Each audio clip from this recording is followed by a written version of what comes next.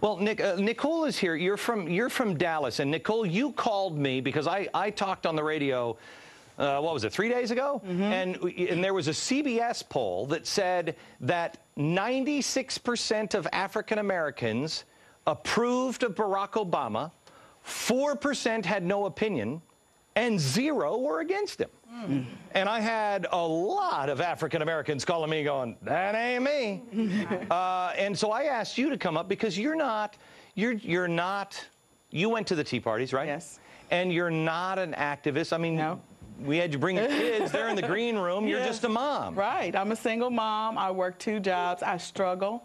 And I wanted to answer your first question, which was, what are they missing? The media is missing, first of all, objectivity. I think that's the biggest thing that they're missing, is because all of us who attended the Tea Parties, there were all ethnicities, all political backgrounds, all income ranges, and we were all there because we're all frustrated. And, you know, the fact that when you ask about the spending, I'm like, I have to work 2 jobs to make ends meet. And every time I work 2 jobs, the more money I make to try and take care of my kids, the more you're going to take away from me. Mm-hmm. And that, for me, is not right, nor is it fair. I think that the private sector does a much better job of taking care of people. The government does not necessarily need to jump into that. And so if you stop taxing us and let the private sector do what the private sector does best, then I think, you know, this country would be much, much better off. You know, Nicole, I got to get a break in. But Nicole, you made me think of something. Everybody's heard the phrase, time is money. If they taxed us the amount of time that it takes us to earn that money, no one would pay, and everyone would take to torches in the streets. We'll be right back.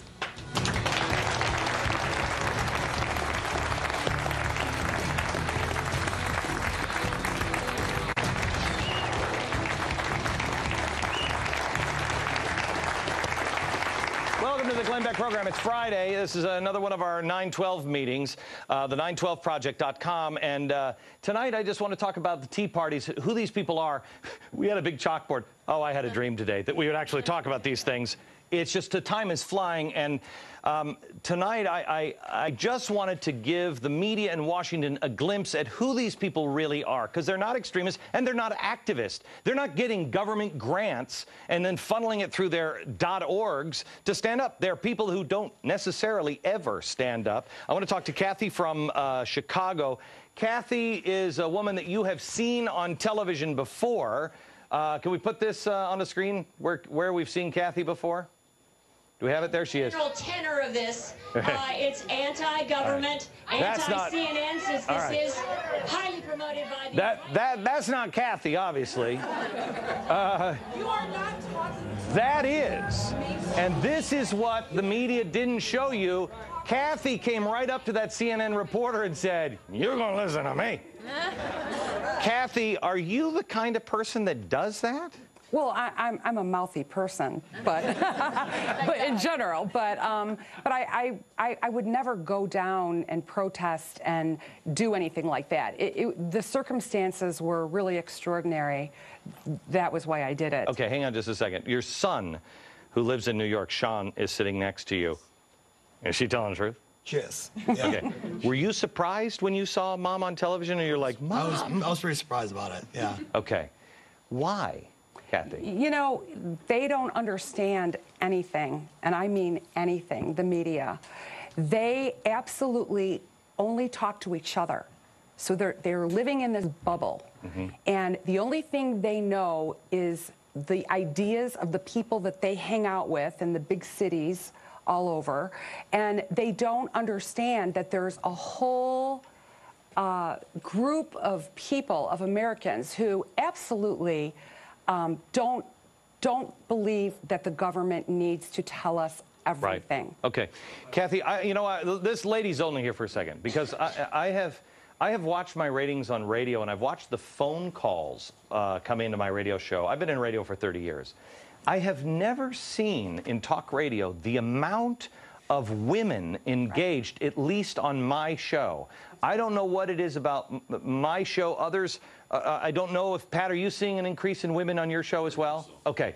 I have this feeling that guys right now are so stressed out and so worried about meat, shelter, meat, shelter, meat. You know, they're the hunters and they're protecting their family, and they've got to worry about that in this economy, where women are starting to look at their family and their children and say, my gosh, they're seeing the bigger picture and saying, oh, there's a giant rock coming our way. No, but Glenn, it's more than that. I mean, women own their own businesses. They are, a very large percentage are small business people. They employ people. So it's not just that they're mothers and their wives and... No, I am, Kathy, I'm disappointed in you. I'm disappointed in anybody who says they're just mothers.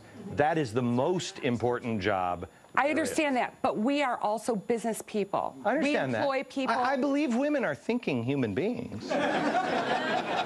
And he's conservative? That doesn't make sense. We'll be right back in just a second. Okay.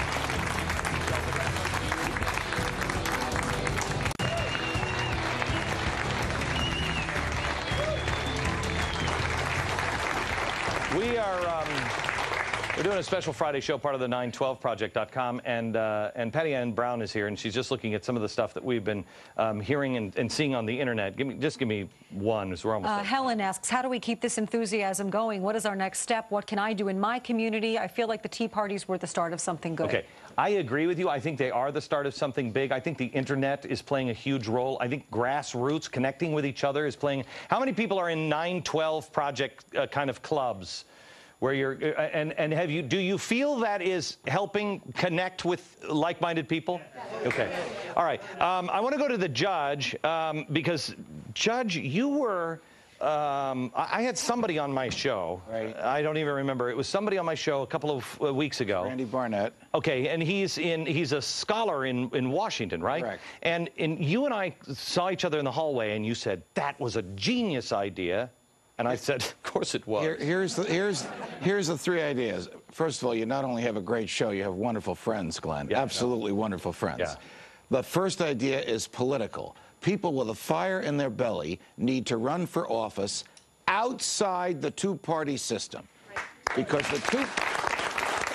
the two-party system stinks. It's just one version of big government versus the other. Yeah. Constitutionally, Randy's idea. We need to starve the government out of existence by getting rid of the income tax. Yeah!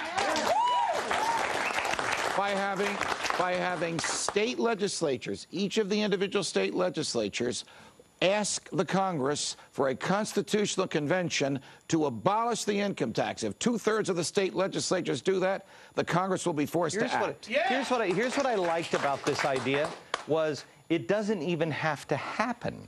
It just asking for it will have the... Yes, it doesn't even have to happen. By everybody going in that direction, all of a sudden the people in Washington go, oh, they're going to take our toys away, and they'll start reducing it themselves. Last idea, philosophically, we need a new change in our attitude about our relationship to the government. Jefferson said it best, when the people fear the government, that is tyranny. When the government fears the people, that is liberty. Yeah. Let me go to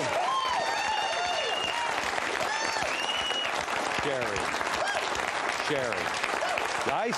I said to you before we went on the air, I said to the whole audience, this is your opportunity to say what you've been wanting to say, sitting on the couch, screaming at the TV. Don't miss it. But yeah, actually, I just want to say, people, if you want to know why I'm here, because I care, because I love my kids, my family, my country, and God, and I'm not afraid to say it, and that is why I'm here. You know, and that's why I do tea parties.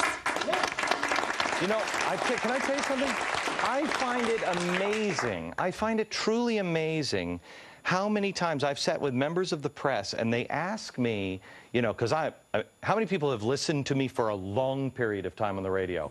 Am I almost 90% chick? I mean, I blubber all the time, don't I? I mean, that's just who I am, and I'm okay with that.